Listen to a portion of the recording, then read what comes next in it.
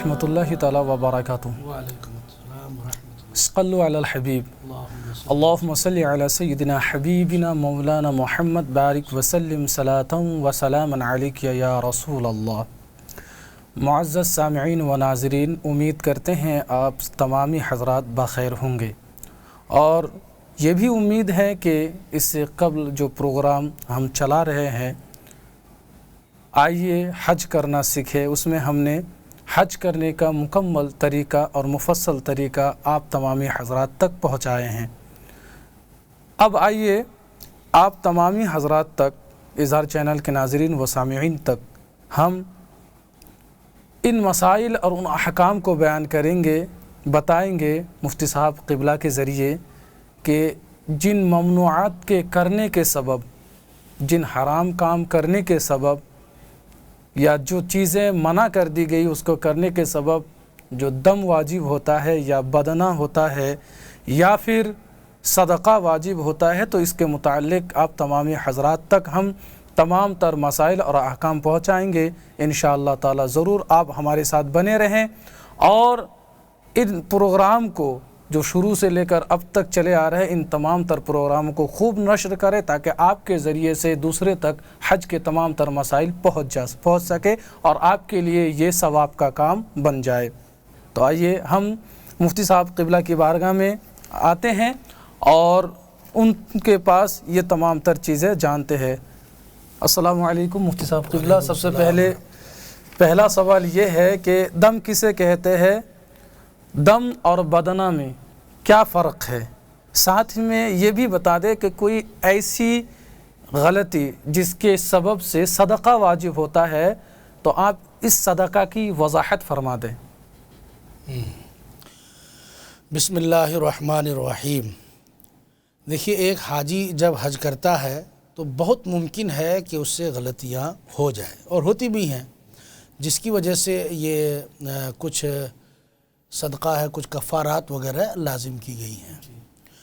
تو اس میں 3 طرح کے کفارات ہیں، ایک بدنہ، ایک دم اور ایک صدقہ۔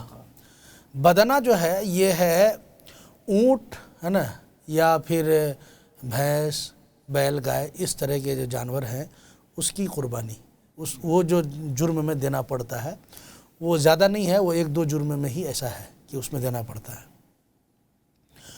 اور دم کا مطلب ہوتا ہے کہ جس کے بدلے میں بکری ذبح کرنی پڑے، جس جرم کے بدلے میں بکری ذبح کرنی پڑے۔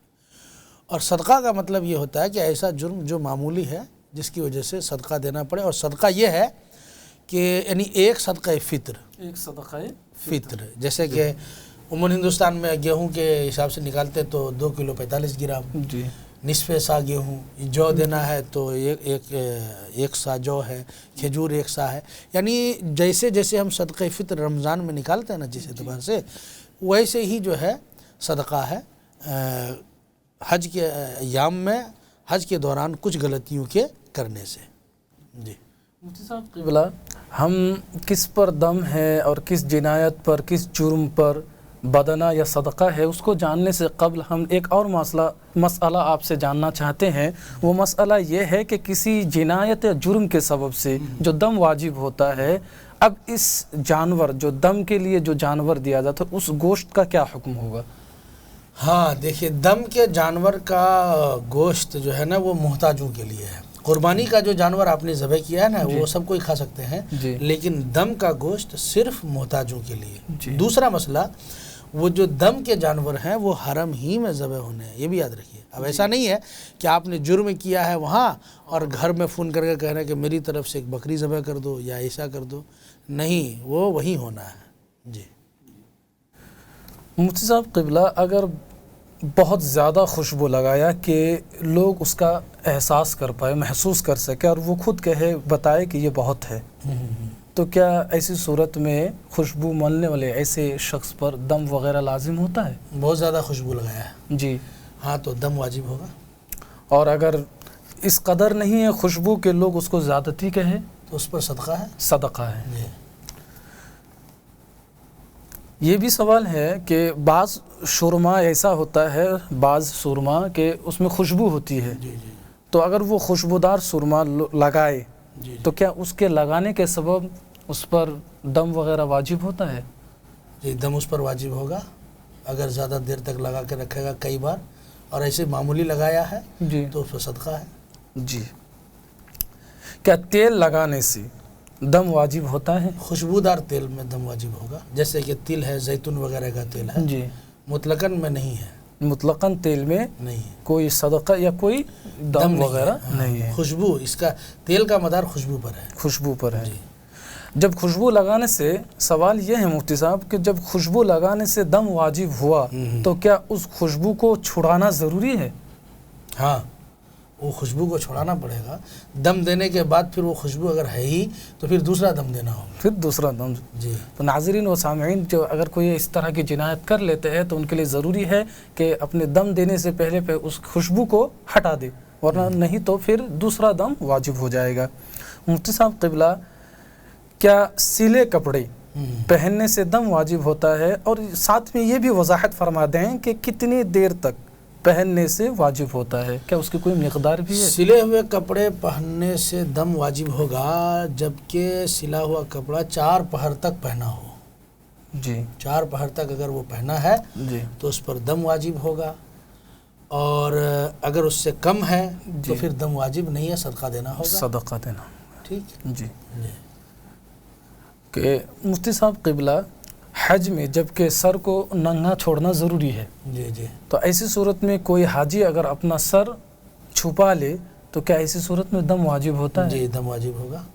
جی سلا ہوا کپڑا میں جو ہے نا، اس کی ایک چیز اور یہ وضاحت ہونی چاہیے کہ سلا ہوا کپڑا پہننا کیسا۔ اب جیسے مان لیجیے یہ صدری ہے، سلی ہوئی ہے، جی جی اب کوئی اس کو کندھے پہ لٹکا لیا، اس کو ہاتھ یہاں نہیں ڈالا، جی یا پاجامہ ہے اس کو لنگی کی طرح باندھ لیا، جی پاؤچے میں پیر نہیں ڈالا، آستین میں، کرتے کے آستین میں ہاتھ نہیں ڈالا، بلکہ ایسے یہاں پر کندھے پہ لٹکا دیا، جی تو اس کو پہننا نہیں بولیں گے، اس سے کچھ نہیں ہوگا۔ یعنی عام طور پر جیسے عام طور پر لباس پہنتے ہیں نا، کرتا ہیں، پہننے کا جو طریقہ ہے، پاجامہ پہننے کا جو طریقہ ہے جی وہ ایسا کریں گے، یا صدری پہننے کا جو طریقہ ہے اسی طرح پہنیں گے تو وہ دم والا مسئلہ عام طور پر ایسے لپیٹ وغیرہ لینے سے اس کو پہننے پر نہیں کہا، محمول نہیں کیا جائے گا۔ جی مفتی صاحب قبلہ، کہ بعض لوگ ایسے ہوتے ہیں، اور ایسا بھی یہ سوال بھی ہے کہ پوری مونچھ اگر منڈوا لے جی تو ایسی صورت میں اس پر دم واجب ہوگا یا پھر صدقہ دینا پڑے گا؟ صدقہ دینا ہوگا۔ صدقہ دینا ہوگا۔ ایک اور سوال ہے کہ کیا ناخن کترنے سے دم واجب ہوتا ہے یا پھر صدقہ؟ اور ناخن جو کتریں گے کیا کوئی اس کی شرعی مقدار ہے کہ اتنے ناخن کترائیں گے؟ تو ایسی دیکھیں، صورت ناخن انسان کے 2 ہاتھ 2 پیر میں ہے، ٹھیک جی ہے، تو ایک ہاتھ کے پورے ناخن، 5 انگلی کے ناخن کترنے پر دم ہوگا۔ جی اب اس طریقے سے اگر وہ دونوں ہاتھ کے، دونوں پیر کے ناخن پورا کاٹ دیا تو پھر اس کو دم دینا ہوگا۔ جی ہر ہاتھ، ہر اس کے بدلے میں ایک دم، ایک ہاتھ کا ایک دم، دوسرے ہاتھ کا 2 دم، پیر کا، پھر دونوں پیر کا، تو 4 دم ہو جائیں گے اس طرح سے۔ اگر ایک ہاتھ کا کیا باقی نہیں کیا تو 1 دم۔ جی اب اس میں اگر کسی بھی اس کا مکمل نہیں کیا، جی مکمل نہیں کیا بلکہ کچھ کم رکھا ہے تو صدقہ دینا ہوگا۔ جیسے کہ مان لیجیے 20 ہوتے ہیں، جی ہر انگلی سے، ہر اس سے اگر کیا، اس طرح سے کیا کہ 4 کر کے 16 پہنچ گئے، جی تو ہر 4 اس پر صدقہ ہے، ٹھیک ہے، ہر 4 انگلی پر صدقہ ہے۔ اب 16 انگلی پہ 4 صدقہ۔ اب اگر صدقہ اتنا ہو گیا کہ دم سے زیادہ، دم کے برابر ہو رہا ہے یا دم سے زیادہ ہو گیا اس کی قیمت، جی تو تھوڑا کم کر دے یا پھر دم ہی دے دے۔ جی دونوں صورتیں ہاں بن سکتی ہے۔ بہت لوگ ایسے ہوتے ہیں مفتی صاحب قبلہ جو اپنے ساتھ اپنے جوزائی محترمہ کو بھی لے جاتے ہیں، تو ایسی صورت میں بہت لوگ بوس و کنار کر بیٹھتے ہیں، تو بوس و کنار سے یعنی جس کو کہتے ہیں کس وغیرہ یا ٹچ، تو ایسی صورت میں دم وغیرہ واجب ہوگا یا نہیں؟ یہ بہت اہم سوال ہے آپ کا۔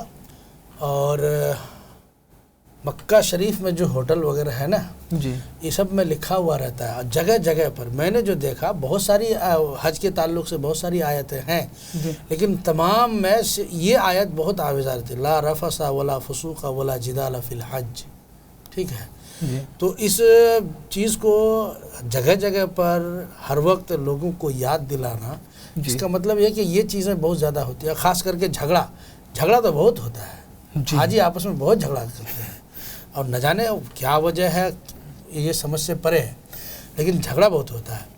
تو جہاں تک بات ہے رفث کی، تو چونکہ اس آیت کا مطلب ہی یہی ہے کہ لوگ اس کی طرف مائل ہوتے ہیں جمع کے۔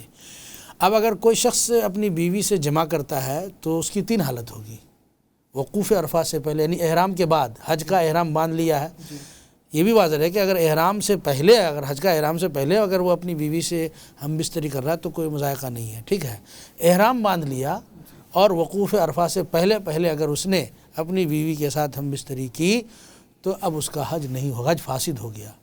1000 دم دے دے، بدنہ دے دے، کچھ بھی دے دے، ٹھیک ہے، وہ حج اس کا نہیں ہوگا، دوبارہ حج کرنا پڑے گا۔ اس کی وضاحت کہ اگر وہ احرام باندھ چکا ہو، چاہے وہ 6 ہی تاریخ کو باندھ لے، ہاں جب بھی احرام باندھے، یعنی حج کے لیے جب احرام باندھ لے اور وقوف عرفہ سے پہلے ہم بستر یعنی جمع وغیرہ کر لے تو ایسی صورت میں اس شخص کا حج نہیں ہوگا، سرے سے نہیں ہوگا۔ اور وقوف عرفہ کے بعد اگر کیا، جی، یہ ہم بستری وقوف عرفہ کے بعد اگر ہوئی ہے تو ایسی صورت میں اس کے اوپر دم واجب ہے، جی، دم واجب ہے، یعنی وقوف عرفہ اور طواف فرض سے پہلے، اس بیچ میں وقوف عرفہ کے بعد اور طواف فرض سے پہلے اگر کرے، یعنی وقوف عرفہ 9ویں کو ہے، جی، طواف فرض 10 11 12 تینوں دن میں کبھی بھی کر سکتا ہے، جی، تو اس بیچ میں اگر وہ ہم بستری کرتا ہے تو اس پر دم ہے۔ بہتر فقہ نے بتایا کہ بدنہ دے دے وہ، ٹھیک ہے، جی، اور ہے نا طواف فرض کے بعد اگر کیا جی، ہم بستری وغیرہ تب تو کوئی مذائقہ نہیں، چونکہ یہ چیز منع تھی طواف فرض تک۔ جی۔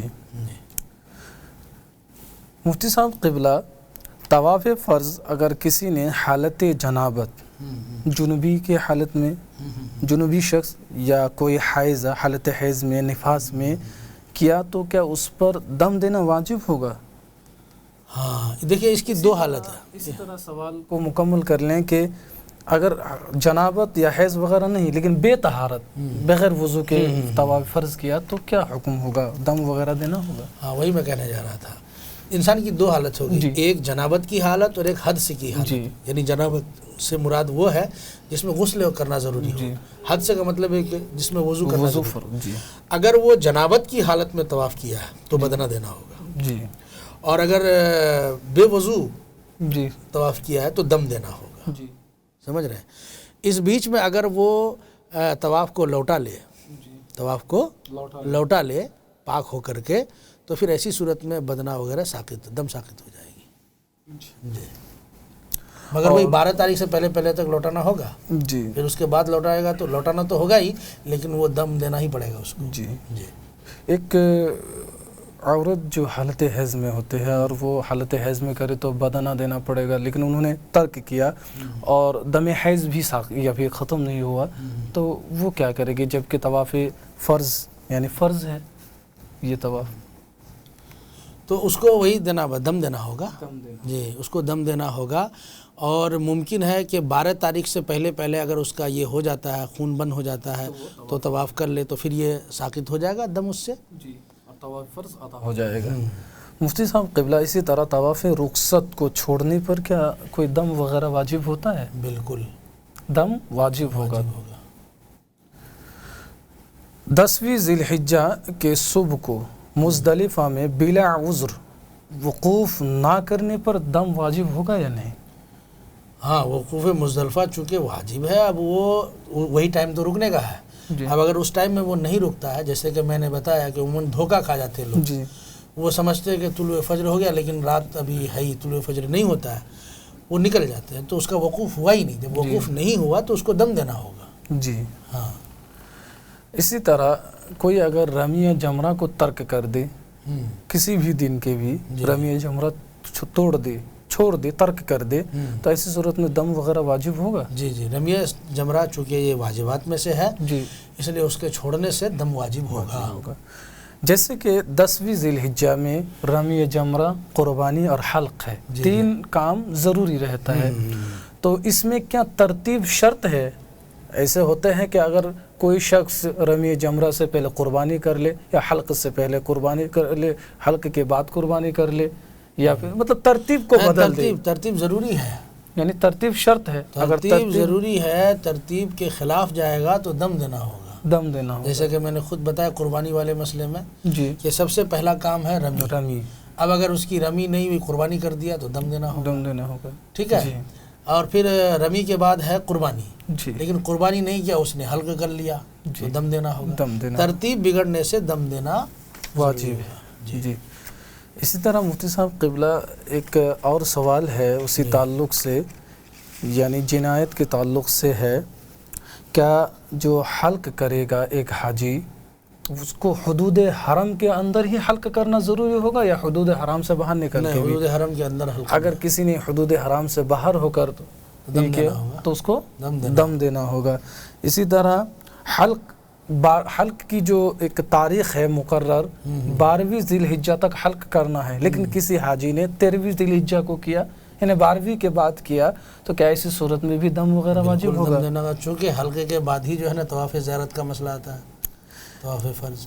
اسی طرح ایک اگر حاجی، یہ اس کے لیے خاص ہوتا ہے جو قارن ہوتے ہیں یا مفرد ہوتے ہیں کہ وہ میقات سے تجاوز کر جاتے ہیں، اب واپس بھی نہیں لوٹے ہیں، تو میقات سے تجاوز کرنے پر کیا اس پر کچھ واجب وغیرہ ہوتا ہے؟ واپس آئے میقات جی، اور احرام باندھ کے پھر جائے، اگر نہ واپس ہوا نہیں تو واپس ہو دم دینا ہوگا. دم دینا ہوگا.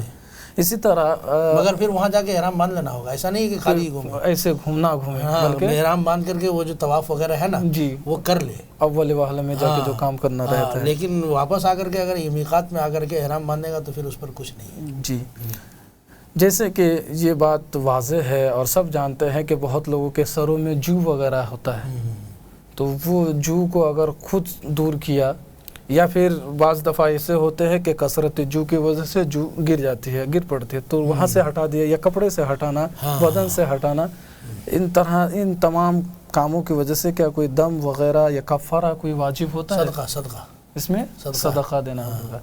تو بال ٹوٹنے والا بھی مسئلہ جیسے کہ عام طور پر مفتی صاحب قبلہ ہوتا ہے، یہ سب میں صدقہ ہے. یعنی جو معمولی جنایت ہے نا وہ صدقہ ہے. اب جنایت کی بھی اگر آپ کیٹیگری کریں گے تو 3 طرح کی ہے. ایک وہ جو فرض چھوڑا آپ نے، یا ایک واجب چھوڑا، یا سنت کو چھوڑا.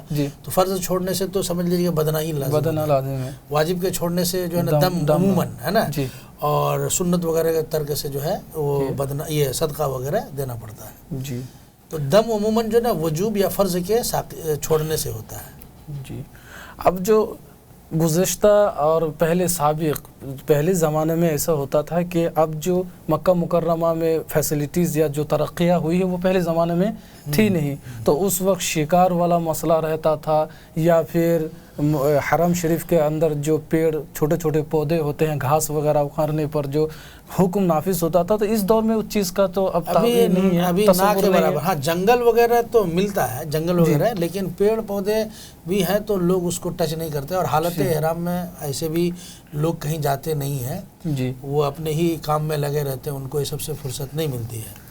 تو وہ چیزیں شکار تو نظر ہی نہیں آتا ہے وہاں پر. اس وقت جنگل جھاڑ دور دراز تک زیادہ آبادی نہیں تھی، تو شکار وغیرہ نظر آتا تھا.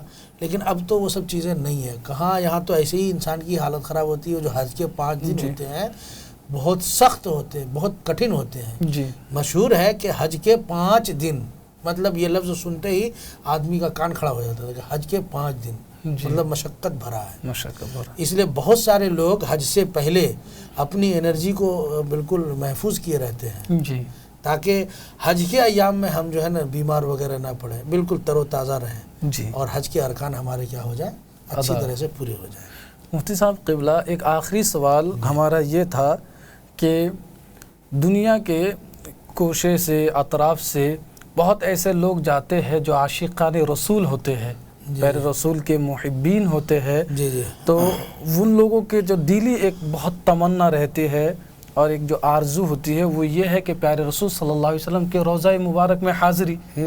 اب اس کی کیا صورت بنے گی؟ کیا وہ عمرہ وغیرہ حج 12ویں ذی الحجہ تک مکہ ہی میں رہے اور اس کے بعد جائے مدینہ منورہ تب جا کے زیارت کریں، یا پھر کوئی ایسی بھی صورت ہے کہ یہ مسئلہ جو ہے نا آپ کے اپنے اختیار میں نہیں ہے جی کہ وہاں آپ کب جائیں.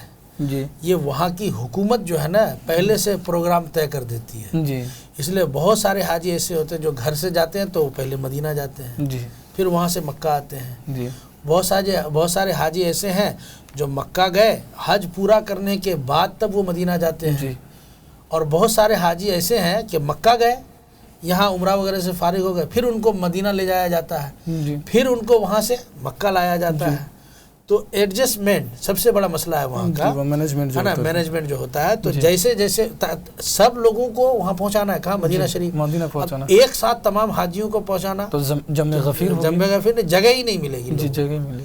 وہ تو ریپلیسمنٹ ہوتا ہے کہ آپ اپنا ہوٹل چھوڑے تو آپ جو ہی نکلیں گے نہیں کہ دوسرا حاجی وہاں پہنچا رہے گا اپنا جگہ لینے کی اپنی جگہ. تو یہ ریپلیسمنٹ ہوتا ہے، جس کی وجہ سے حاجی کبھی پہلے مدینہ پہنچ گیا، کبھی حج کے بعد پہنچ گیا، کبھی حج کے مطلب مکہ پہنچا، پھر مدینہ، پھر واپس مکہ.